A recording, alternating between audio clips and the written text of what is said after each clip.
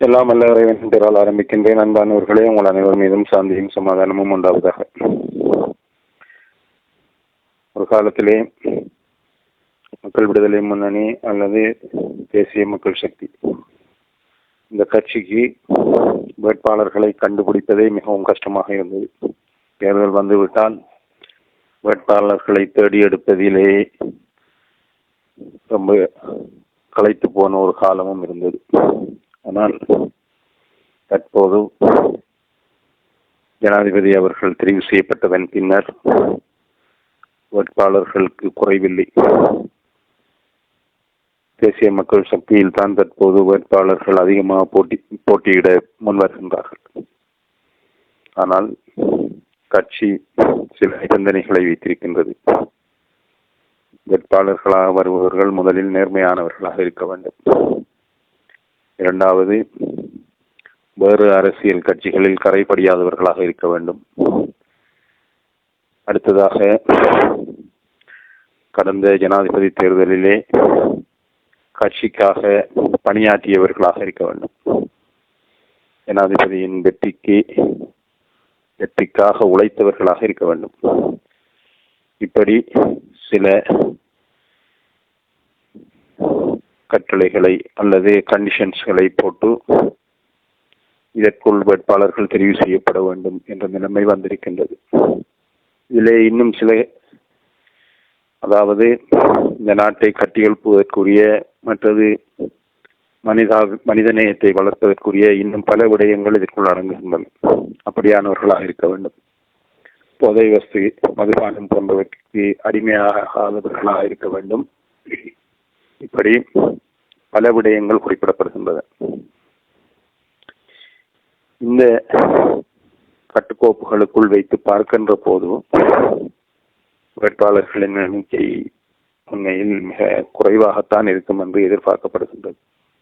அதாவது வேட்பாளர் ஆகுவதற்கு போட்டியிடும் தகுதி மிக குறைவானவர்களுக்கே இருக்கின்றது.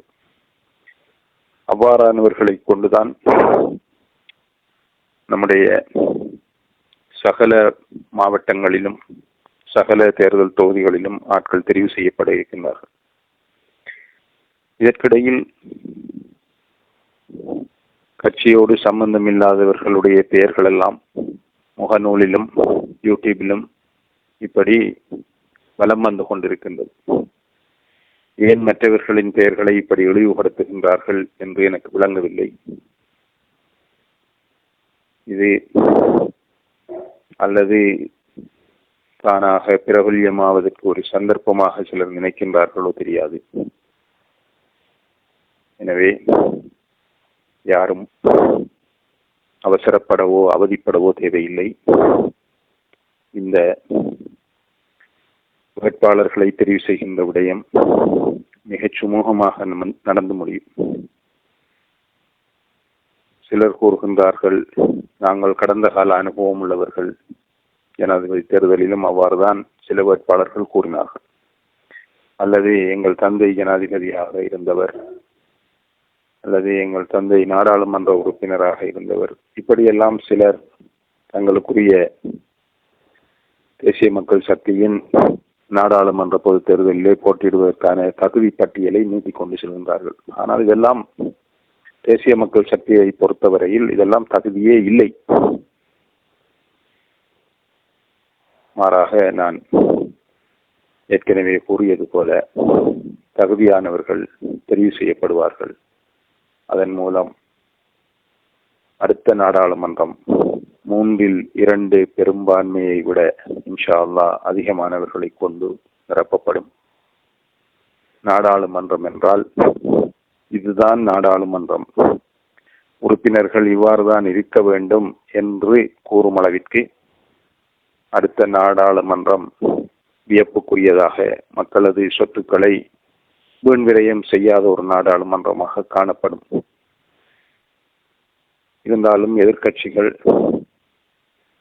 அதே பழைய நாடாளுமன்றத்தை அமைப்பதற்காக, பழைய முறையிலான நாடாளுமன்றத்தை அமைப்பதற்காக முயற்சிகளை செய்து கொண்டிருக்கின்றார்கள். அது தொடர்பாகவும் எதிர்காலத்திலே நாம் கருத்து பரிமாறிக்கொள்ளலாம். அதுவரை விடைபெற்றுக் கொள்கின்றேன். நன்றி.